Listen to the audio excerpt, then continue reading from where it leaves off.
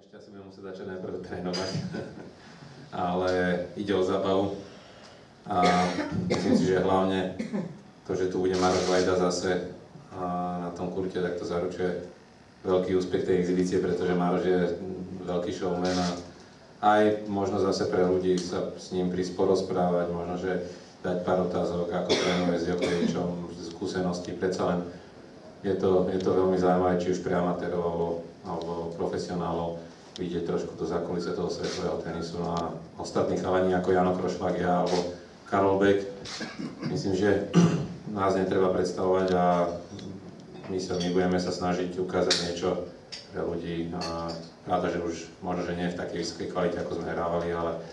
urobiť zábavu a mať nejaké pekné výmeny, nejaký pekný tenis solidný a možno, že aj zapojiť ľudí z hľadiska, pretože bude to pre nich a